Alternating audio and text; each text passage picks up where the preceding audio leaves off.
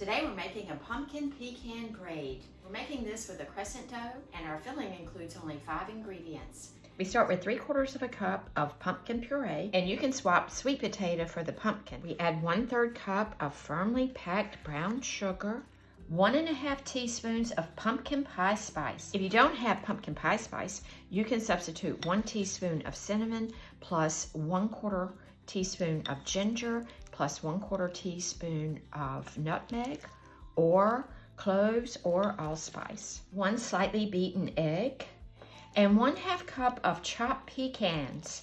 Now I go a little heavy on the pecans, so I'm using 2/3 cup.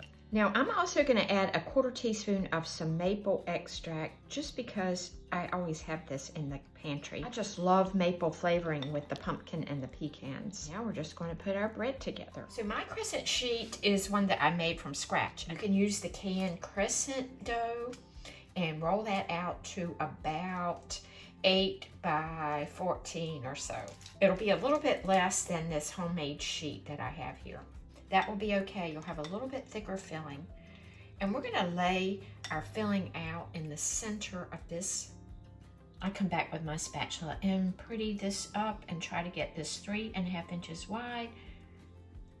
And then you're gonna take a pizza wheel or a knife, and about every inch you're going to cut the dough. So we're making 1-inch strips, and cut your strips up to your filling.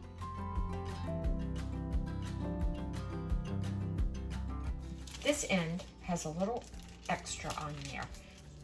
I just start by folding that up.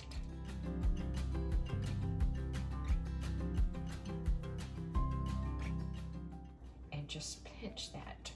And then you're going to pick up opposite ones and fold them across each other like so. Lay them about a 45-degree angle across each other.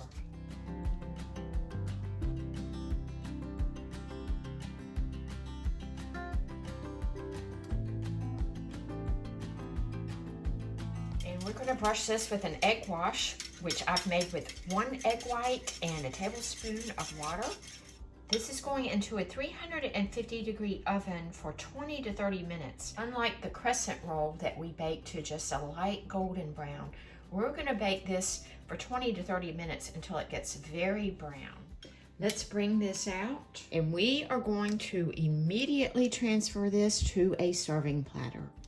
If you have grill implements, like this smash burger spatula, that works great for transferring this dough. I immediately remove this to a serving platter because that crescent dough will continue to cook if you leave it on the baking sheet. Now we're going to make a powdered sugar glaze and make this even prettier. And we're not using a whole lot of glaze for this, so a very simple 1/2 cup of powdered sugar and a couple of tablespoons of milk.